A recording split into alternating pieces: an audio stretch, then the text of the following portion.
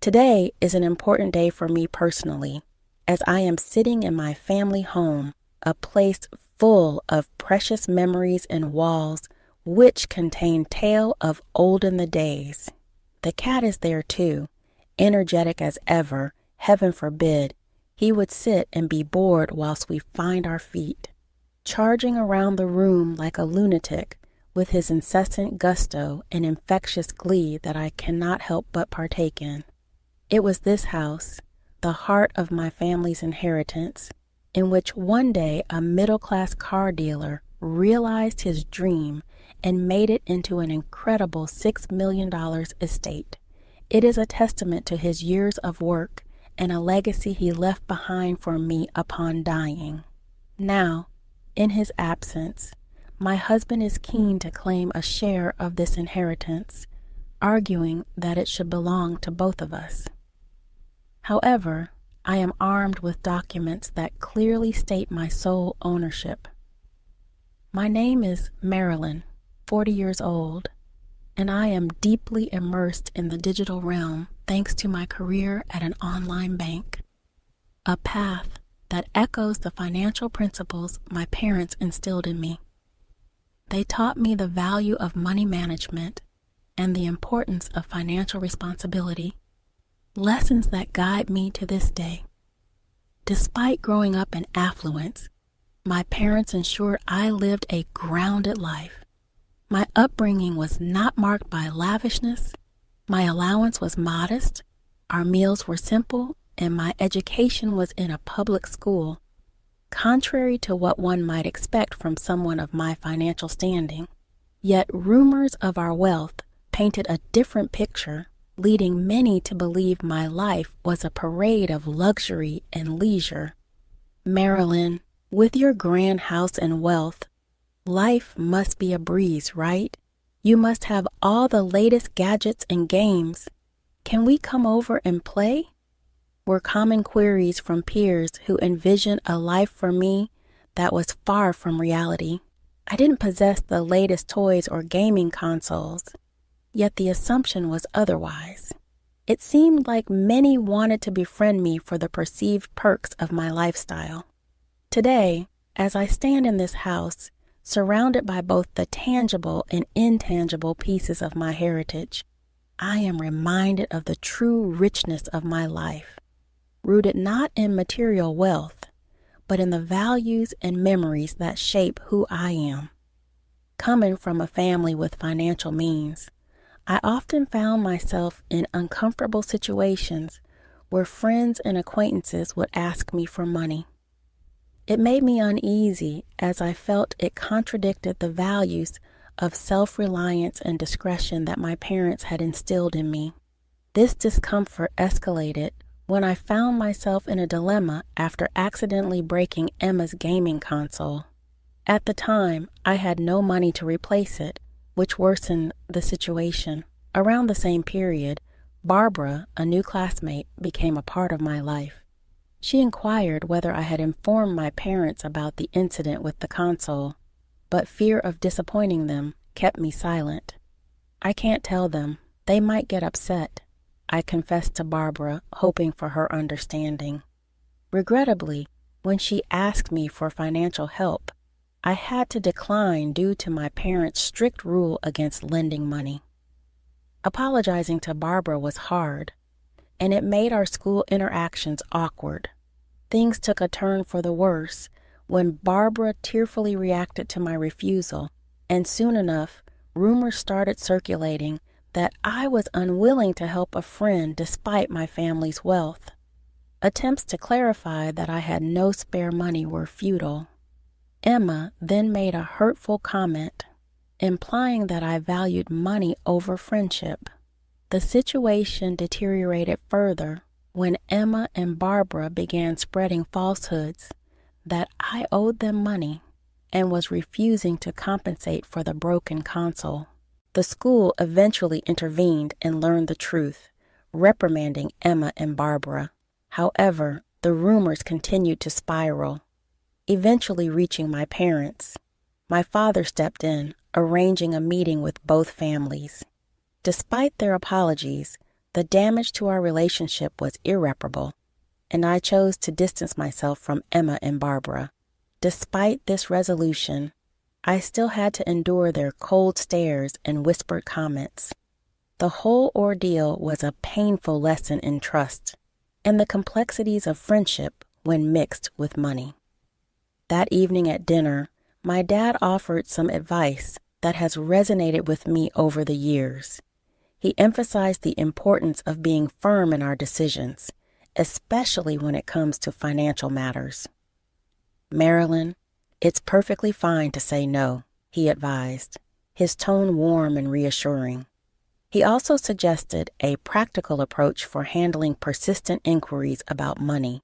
If someone keeps asking, just tell them you need to check with your parents, even if you already know you can't lend the money. This wisdom on managing money issues with grace and assertiveness became a cornerstone of my growth. As I matured, I became more selective about the people I allowed into my inner circle, prioritizing character over financial considerations. Post-university, I was keen to keep my professional and personal lives distinct to avoid financial entanglements. These experiences underscored the value of setting clear boundaries in friendships and finances alike, shaping the person I became.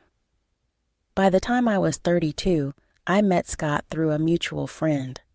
Despite our age difference, his authenticity and warmth were immediately appealing. What started as casual dating soon blossomed into a serious relationship. 3 years later, we celebrated our union with a beautiful wedding, much to my parents' delight. About a month into our marriage, my father suggested inviting Scott over to our place. I had some reservations. Scott was a talkative person, and I feared he might unwittingly divulge sensitive family information. Nevertheless, feeling more secure in our relationship, I decided it was time to introduce him more fully to my family's world. During the visit, Scott was visibly impressed by my family's home, revealing that he hadn't fully grasped the extent of our wealth. While the visit itself went smoothly, Scott's relentless questions about our financial status during our drive home made me uncomfortable, particularly because I wasn't very familiar with the specifics of our family finances myself. A few months later, the situation took a dramatic turn when my mother called to inform me that my father had been hospitalized, an event that came as a shock and added another layer of complexity to our lives. It was a shock to discover that my dad was unwell, especially since I hadn't been aware of any health issues. Reflecting on our last meeting, I remembered noticing that he seemed under the weather, and now guilt and worry overwhelmed me. When my mom and I visited him in the hospital that Saturday, despite his efforts to stay upbeat, it was clear he was struggling. He even apologized for what he felt was a burden on us, which was just so typical of his kind-hearted nature. The doctor's news that he had advanced pancreatic cancer, which had spread too far for surgery, hit us hard. It was hard to grasp how someone as health-conscious as my dad could fall so ill. Throughout his diagnosis, he remained strong, focusing on our happiness rather than his suffering, which brought tears to all of our eyes.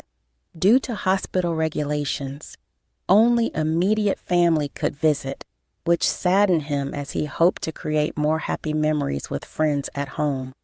This reminded us all of the vibrant life he had envisioned for us.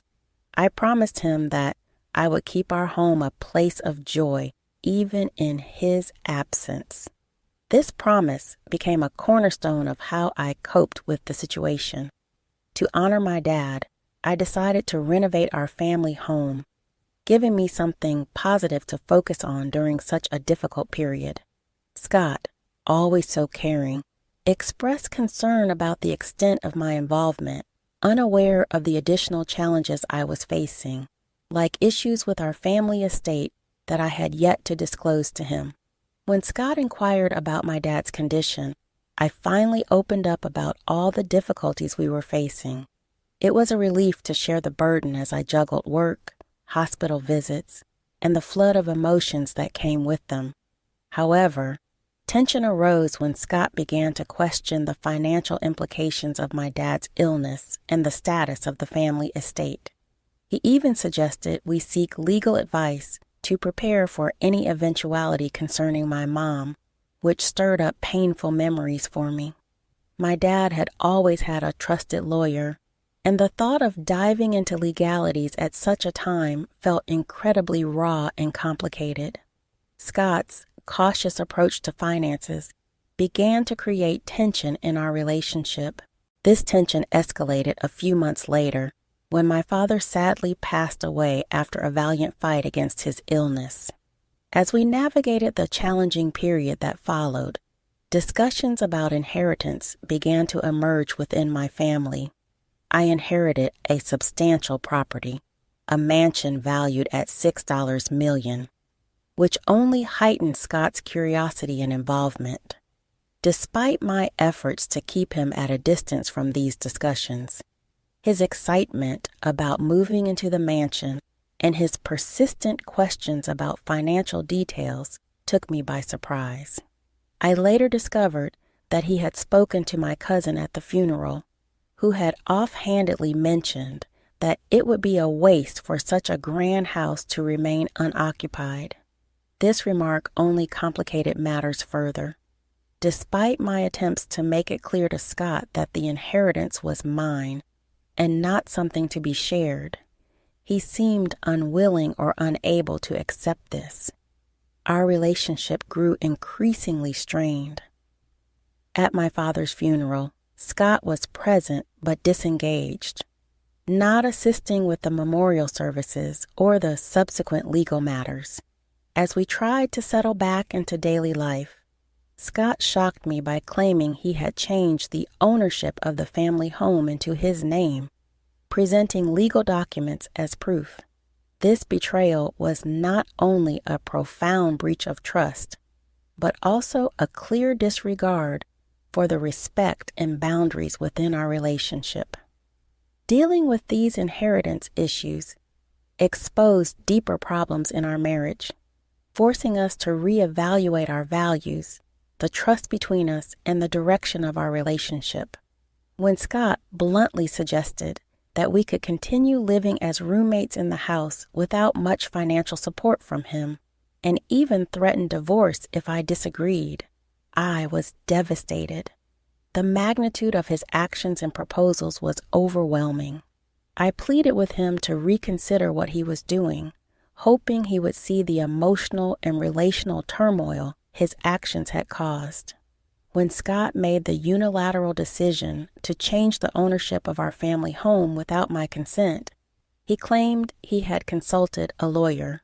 This revelation escalated our issues to the point where divorce seemed inevitable. I felt utterly betrayed and isolated, compelled to distance myself from the life and home I had shared with Scott. I couldn't fathom why Scott would take such drastic measures. It seemed that his perspective on money had shifted dramatically, impacting his actions and our relationship negatively. The situation worsened the next day when Scott demanded the house keys, claiming ownership. His attempt to enter the house was thwarted by security, whom I provided with the legitimate ownership documents that affirmed the house was indeed mine, a gift from my father. Upon seeing the proof, Scott was taken aback. He had entrusted a man named Frank to handle the legalities of changing the ownership and had paid him $10,000. Unfortunately, it turned out to be a scam. Frank was nowhere to be found, ignoring all of Scott's attempts to contact him. Scott's frustration soon turned towards me. He accused me of overspending and questioned my understanding of inheritance laws. Despite Scott's attempts to mend our relationship and his suggestions to give our marriage another shot, the trust we once shared was irreparably damaged. I had to ask the security guard to escort him off the property, marking the end of a painful chapter in my life. In the months that followed, I had ample time to reflect on everything that had transpired. This period of introspection helped me understand just how crucial trust and honesty are in a relationship. The ordeal with Scott, filled with deceit and betrayal, taught me to guard against letting financial matters cloud my judgment. During the first memorial service for my dad at our family temple, Scott made an unexpected appearance. Since our divorce, his life had taken a downward turn.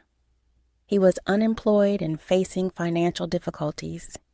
This encounter was a stark reminder of how drastically our lives had diverged since the split.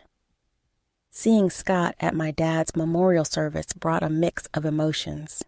The people he had trusted had clearly failed him, and he stood there looking visibly distressed and out of place during such a solemn event. His attempt to apologize, though tearful, unintentionally caused a stir among my relatives. Despite his emotional state, I found it necessary to ask him to leave, and security had to intervene to ensure it was done.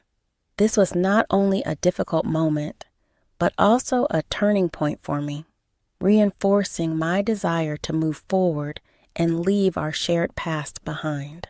I decided it was time to move out of my parents' home, a decision I had been considering for some time. I found a new place to live, severing ties with Scott completely. Meanwhile, Scott continued to visit the property, which my mom and I had transformed into a rental villa. This new venture allowed us to turn a family property into a source of joy and retreat for many visitors. On his part, Scott appeared to be making positive strides. He secured a new job and seemed dedicated to starting anew. Transforming our family home into a rental villa not only fulfilled my dad's vision, but also created a warm and inviting space for guests from various backgrounds. Known for its stunning views and beautiful garden, the villa quickly gained popularity. We hosted a range of events, from intimate weddings to large family gatherings. Working alongside my mom on this project brought us closer and filled us with joy. As the villa's success grew, we decided to enhance it further. We added a swimming pool, a cozy outdoor lounge, and a playful area for children. Each new addition made the villa even more appealing, turning it into a beloved destination for relaxation and celebration. Symbolizing a new chapter of growth and happiness for us, our dedication to ensuring that our guests had a fantastic experience at the villa paid off, as it quickly became a favorite destination for those seeking a peaceful retreat and memorable experiences. This project was more than just a business venture. It was about fulfilling my father's dream and creating cherished memories for everyone who visited. Taking care of the villa's garden brought me immense joy and satisfaction. Transforming our family home into a vibrant place where people could gather, have fun, and create lasting memories filled me with pride. I could almost sense my father's pride looking down on us, seeing his vision come to life. This venture not only realized his dream, but also provided us with financial stability and a newfound sense of freedom. Throughout this journey, I learned valuable lessons about trust, finance, and the strength required to carve out my path independent of past challenges. This process of self-discovery taught me that facing difficulties can strengthen and motivate one. From friends, I heard updates about Scott, who seemed to be turning his life around by finding meaningful employment and learning from his past errors. Knowing that he was also making positive changes brought me a sense of calm, realizing that both of us were advancing and maturing in our ways. My father's vision became a catalyst for growth, not just for my mom and me, but for every guest who visited the villa. It turned into a hub of joy and celebration, a sanctuary where people could forge lasting memories. The success of the villa stands as a tribute to my father's vision, embodying the values of resilience and diligent work.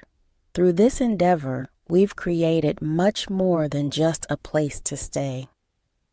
The villa has become a beacon of happiness, a place for crafting memories, and a testament to the idea that dreaming big and working hard can lead to remarkable outcomes.